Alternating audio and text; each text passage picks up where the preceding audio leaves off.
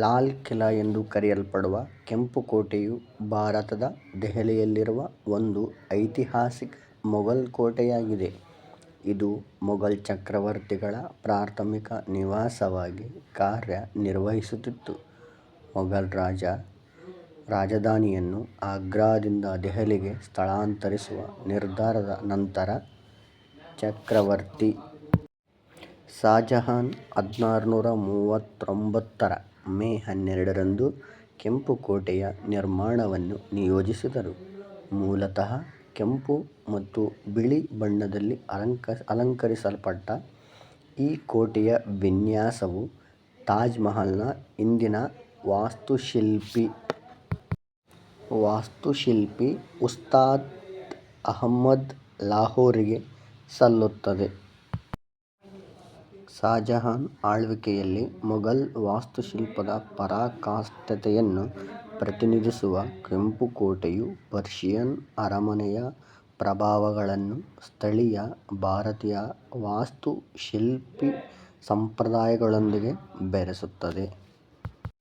1739ರಲ್ಲಿ ನಾದಿರ್ ಷಾ ಮೊಘಲ್ ಸಾಮ್ರಾಜ್ಯದ ಮೇಲೆ ಆಕ್ರಮಣ ಮಾಡಿದ ಸಮಯದಲ್ಲಿ ಕೋಟೆಯನ್ನು ಲೂಟಿ ಮಾಡಿ ಅದರ ಕಲಾಕೃತಿಗಳು ಮತ್ತು ಆಭರಣಗಳನ್ನು ಕಸಿದುಕೊಳ್ಳಲಾಯಿತು. 1857ರ ಭಾರತೀಯ ದಂಗೆಯ ನಂತರ ಕೋಟೆಯ ಹೆಚ್ಚಿನ ಅಮೃತಶಿಲೆಯ ರಚನೆಗಳನ್ನು ಬ್ರಿಟಿಷರು ಕೆಡವಿದರು.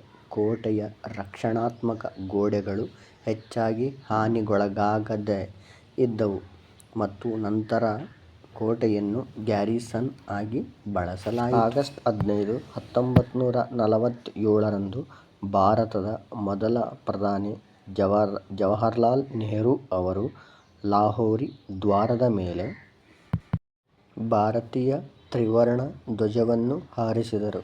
ವಾರ್ಷಿಕವಾಗಿ ಆಗಸ್ಟ್ 15ರಂದು ಆಚರಿಸಲಾಗುವ ಭಾರತದ ಸ್ವಾತಂತ್ರ್ಯ ದಿನದಂದು ಪ್ರಧಾನಮಂತ್ರಿಗಳು ಐತಿಹಾಸಿಕ ಕೋಟೆಯ ಮುಖ್ಯ ಸಂಕೀರ್ಣದ ಭಾಗವಾಗಿದ್ದ ತ್ರಿವರ್ಣ ಧ್ವಜವನ್ನು 2007ರಲ್ಲಿ ಹಾರಿಸುತ್ತಾರೆ. ಯುನೆಸ್ಕೋ ವಿಶ್ವ ಪಾರಂಪರ್ಯ ತಾಣವೆಂದು ಗುರುತಿಸಲಾಯಿತು. ಈ ಮಾಹಿತಿ ನಿಮಗೆ ಇಷ್ಟವಾದರೆ ಸಬ್ಸ್ಕ್ರೈಬ್ ಮಾಡಿ, ನಮ್ಮ ಚಾನಲ್ ಲೈಕ್ ಮಾಡಿ. Thank you.